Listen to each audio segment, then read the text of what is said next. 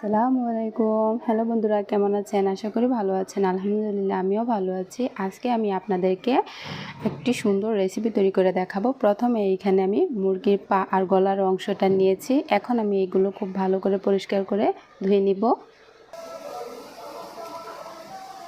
মুরগির পাগুলো আমি ভালো করে গরম পানি দিয়ে পরিষ্কার করে ধুয়ে নিয়েছি। মসুরির ডাল দিয়ে আমি মুরগির পায়ের অংশগুলো রান্না করব। তার জন্য আমি এইখানে মসুরির ডাল, মুরগির পায়ের অংশ, পেঁয়াজ, রসুন, কাঁচামরিচ আর বাটা মশলা আর গুঁড়া মশলাগুলো আমি নিয়ে নিয়েছি। পাগুলো কড়াইতে আমি দিয়ে নিলাম। এখন আমি সব মশলাগুলো এখানে দিয়ে দিব।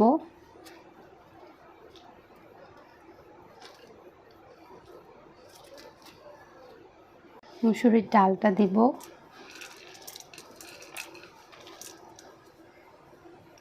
পেঁয়াজ, রসুন আর কাঁচামরিচগুলো দিয়ে দিব, লবণ, পরিমাণ মতো তেল। এখন আমি সবগুলো উপকরণ হাত দিয়ে ভালো করে মেখে নিব।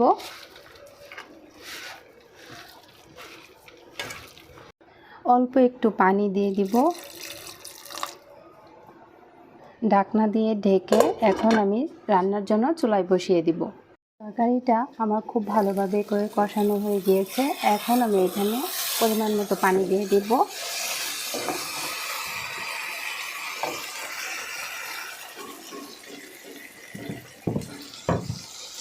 ঢাকনা দিয়ে এখন আমি ঢেকে দিব আর রান্নাটা শেষ হওয়া পর্যন্ত অপেক্ষা করব। মুরগির পায়ের অংশ আর মুসুরির ডাল দিয়ে এইভাবে রান্না করলে খেতে খুবই টেস্টি হয়। এই তো আমার রান্নাটা হয়ে গিয়েছে। এখন আমি চুলাটা অফ করে দিয়ে নামিয়ে নিব।